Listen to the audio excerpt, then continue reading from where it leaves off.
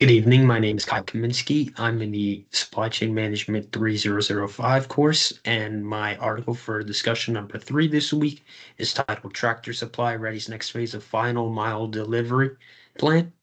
It was published on Supply Chain Dive and was written by senior reporter Max Garland. The publication date was February 4th, 2026, and a couple key facts about the article. So, in short, Tractor Supply Company wants to cut down on their transportation costs by expanding their delivery capabilities via their various stores. And in order to do so, they'll need over 1,200 of their current stores to do so. This was initiated by their president and CEO, Hal Lawton.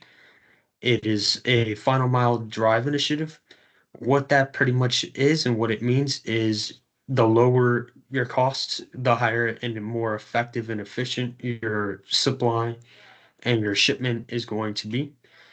And in the CEO Lawton's mindset, when you have over 1,200 stores that you currently have, that is a big asset to have because not only is it helping improve your business, but at the same time, you're reaching way many more consumers and customers that purchase supplies from Tractor Supply Company. Maybe over 15 million is what the CEO says. What I took away from this article, though, is three to four main things. First, the Tractor Supply Company wants to have more control of their business. This really helps a lot because, when you're paying for shipping via UPS or FedEx, all these main companies that benefit off of online shipping, online packages, why am I going to be handling products and paying for them to handle products that I manufacture, that I make, and then I'm going to be essentially causing more damage to myself than versus them, where the consumer purchases the product and then it just that the shipping company either mishandles the product, it's very time consuming, and on top of it, it's they may never want to buy from Tractor Supply again. They may not want to buy from me again, which is going to hurt my business more than it is UPS or FedEx and all these other ones. Versus handling it myself, I can save it at a cost-effective time rate. It would save more money essentially, and get that product there undamaged in perfect condition and on time, and that consumer is going to want to buy more of my products.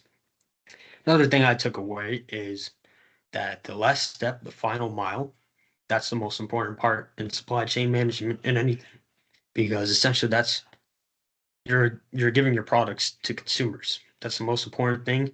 It's the most expensive thing, and it's very costly. Not only is it just going to affect your money, at the same time, if it takes a while to get that product to the consumer, it can really damage your business.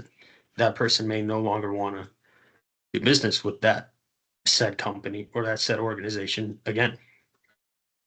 And another thing is the better service you have, the better. The better customer experience you're going to have, the more pleasantries you're going to have, the more that person's going to want to buy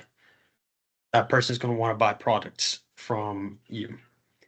And another thing I took away from it, based from chapter 3, is just two main things: just performance objectives and relationship goals. The main thing with performance objectives, you want to have 100% product availability, 100% on-time delivery, and 0% defective rates. So like I said, same thing that applies why Tractor Company wants to have more control of the business is it applies to this. Why am I going to be paying these shipping companies when I can just be delivering it to the customer myself at a more cost, time, rate, effectiveness? I'm not damaging the products. And again, I'm making sure that the customer is happy and the customer is satisfied. And also, it's a good example for relationship goals because you want to become the preferred provider in whatever category is. In this case, it's supply chain management, which is big for Tractor Supply Company because they're serving smaller communities. They're not serving, big time cities. You're not going to be seeing a Tractor Supply Company in Florida or New York or all these bigger cities, put it that way. You're gonna see them more in the Midwest, more like Colorado, Wyoming, Nevada, those places more in the Midwest that don't necessarily have as much as we do.